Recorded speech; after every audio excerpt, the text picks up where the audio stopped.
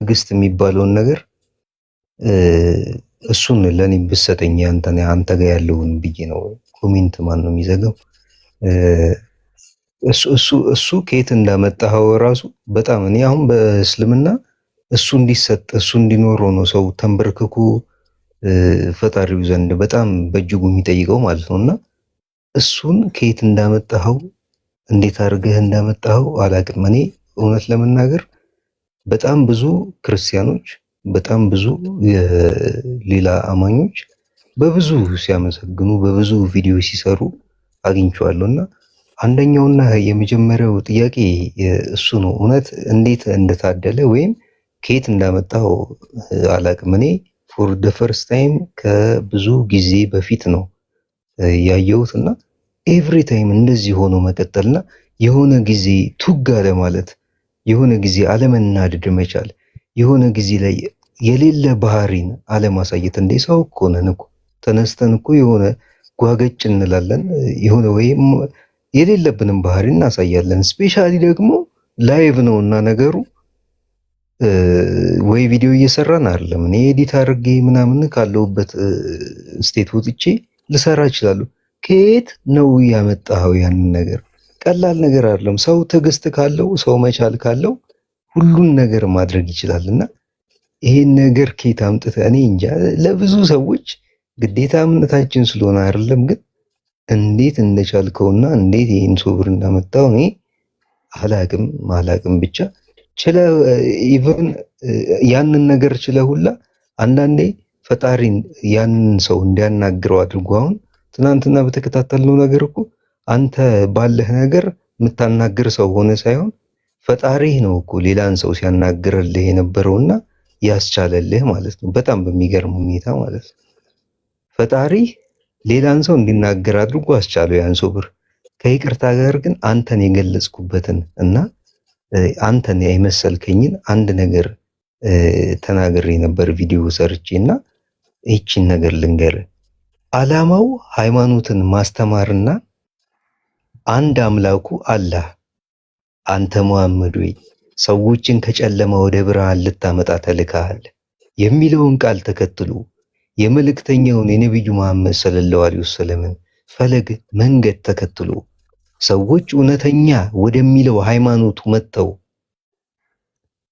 ወደሱ እንዲመጡለት ብቻ የሚፈልግ ምናልባት ቢሳሳቱ እንኳ ምርጫውን ለነሱ ዳዋ ማድረግ ብቻ ያደረገ ግለሰብ ሲሳሳቱ ካለማወቅ ነው የሚል ፖለቲካን ጠንቅቆ የማያውቅ ወይም በሌላ አነጋገር በሃይማኖት አስተምሮ ውስጥ እንደዚህ አይነት ነገር መቀላቀል እንደሌለበት የሚያምን የማህበራዊ ሚዲያ ሰው ምን እንደሚገዛው አስልቶ እያንዳንዱ እርምጃውን በመዝለፍ በመዘርጠጥ እየተሳደበ ዕውቀትን ሳይሆን ዕውቀትን በሰዎች ላይ የማስረጽ አካሄድን የማይከተል ምን ባደርግና በምን አካሄድ ብሄድ የሚሰሙኝን እንዲከተሉ ማድረግ ይችላሉ ሳይሆን አምላኬን እንዴት ሊከተሉት ይችላሉ፣ እንዴት እንዲከተሉ ማድረግ ይችላሉ ብሎ የሚያስብ ሁልጊዜም ከኔ የሆነ ምንም የለም ይህን አላህ ያደረገ የሚል ትውት ሰው ሲከራከር ማየት ይሆናል ወይ አይሆንም ወይ አልኩኝና ኧረ ተው ኪዳ በቃ አያዋጣም ተኛ ብዬ ትናንትና ተኛው። አስቤው ማለት ነው ያንተን ሐሳብ ምናምን እና እንዴት ነው ይሄን ሶብር የሰጠህ ወይም እኛ ሁላችንንም እንዲሰጠን እንዴት ነው ማድረግ የምንችለው? የለንም ይሄኛው ትዕግስት ቢኖርም መኖር በቻልን ነበረ። እና እጅግ የሚገርም አቅም ነው ያለ የማስተማሩ ምናምን። ከዛ ውጪ ይችኛዋ ትዕግስት ሶብር የምትባለዋ እስኪ እንደው እንዴት ትምጣ ወይም ወደኛ ትስረጽ ንገረን። መርሐባ። በመጀመሪያ ሹክራን አመሰግናለሁ። ለዚህ ሁሉ መሰረቱ ቁርአንና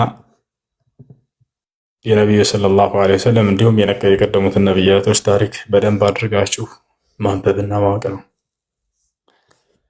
እነርሱ በጣም ታግሰዋል። እነርሱ በጣም ከባባድ መስዋዕቶችን ተቀብለዋል።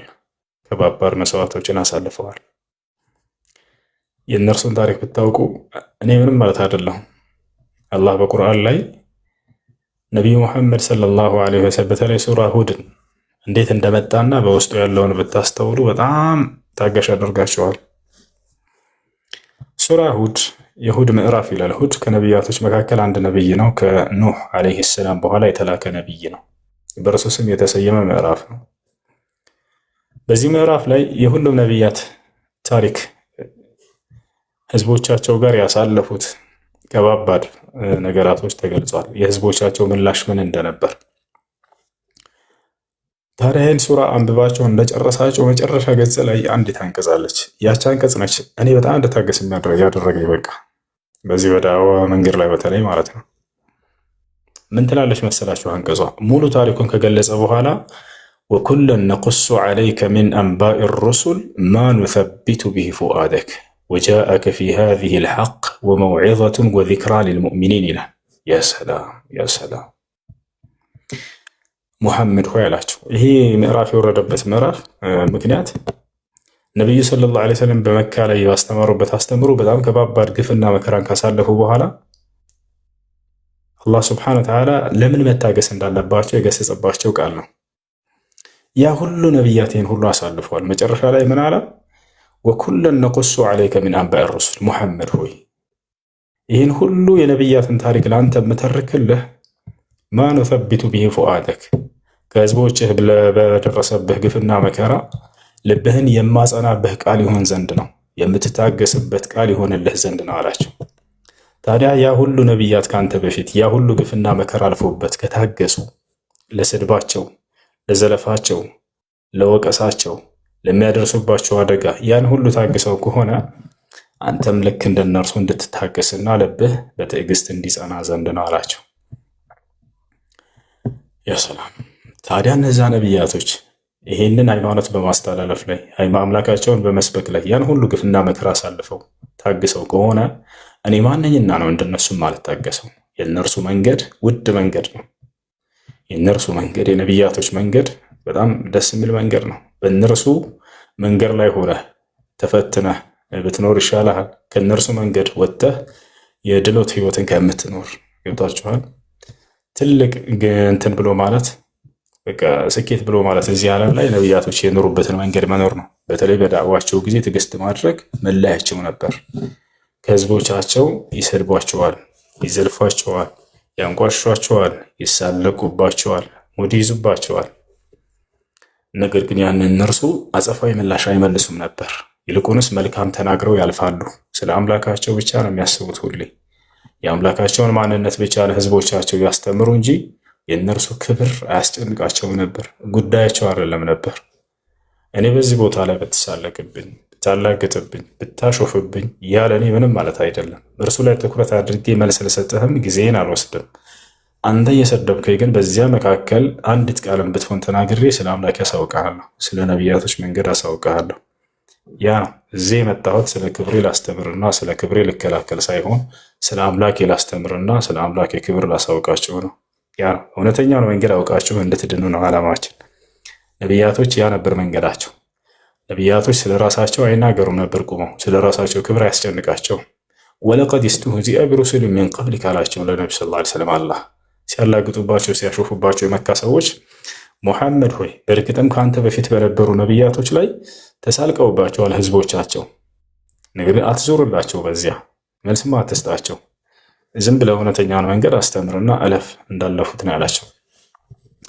ወስቢር ከማ ሰበረ ኡሉል ዐዝሚ ሚነ ሩሱሊ ወላ ተስተዕጅል ለሁም ይላል። ሙሐመድ ሆይ ከአንተ በፊት የነበሩ ነቢያቶች እንደታገሱት አንተም ልክ እንደነርሱ ታገስ፣ አትፍጠን በእነርሱ ጉዳይ ላይ ይላቸዋል።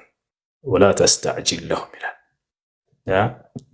እንዳለ ስለ ነቢያቶች ባወራ ጊዜ ትልቅ መለያቸው በአስተምሮታቸው ጊዜ ታጋሾች መሆናቸውን የተናገረው። ታዲያ ነቢያቶች የሄዱትን መንገድ እስከሄድን ድረስ እነርሱ እንደታገሱ እኛ መታገስ አለብን። እነርሱ እንደታገሱት እኛ መታገስ አለብን። ጥቂት ጊዜ ነው እዚህ ዓለም የምትኖሩት፣ በጣም ረጅም ጊዜ አይደለም። ግን የቀጣይ ዓለም በጣም ረጅም ነው፣ ምንም መቋረጫ የለውም። ለዘላለም ነው። ወይ ለዘላለም ገነት ትኖራለህ፣ ወይ ለዘላለም ገሃነም ትኖራለህ። ነገር ግን እዚች ዓለም ላይ የምትኖረው በዛ ከተባለ 50 ዓመት ወይ 60 ዓመት፣ እንደው በዛ ከተባለ ከዚያ በላይ እስከ 100 ዓመት ልትሄድ ትችላለህ። በተለይ የዚች ትውልድ እድሜ በጣም አጭር ነች። ነቢዩ ሰለላሁ ዐለይሂ ወሰለም ሐዲስ ላይ ሲናገሩ አዕማሩ ኡመቲ በይነ አስቲን ወሰብዒን ወአቀል መን የተጃወዙ አን ዛሊክ አሉ። የኔ ትውልድ እድሜያቸው ከ60 እስከ 70 ድረስ ነው፣ ከዚያም ያልፉት ውስኖች ናቸው ብለው ተናግረዋል። ባለፉት ዘመናት ላይ እስከ 1000 ዓመት ድረስ ይኖሩ ነበር፣ እስከ 900 ዓመት ይኖሩ ነበር፣ እስከ 800 ዓመት ይኖሩ ነበር በኑህ ዘመን፣ በሁድ ዘመን፣ በሷሊህ ዘመን። አሁን ላይ ግን እንደዛ አይደለም፣ ጥቂት ጊዜ ነች። ታዲያ ለዚህ ለጥቂት ጊዜ ብሎ ሰውየው ለአምላኩ ለጌታው የማይታገሰው ለምን? ማን ስለሆነ ነው? መታገስ አለብን። በዳዕዋችሁ ጊዜ ሰብር ማድረግ ግድ ይላል። በተለይ ስለ ኢስላም እየተናገራችሁ ከሆነ በጣም ትዕግስት ያስፈልጋል።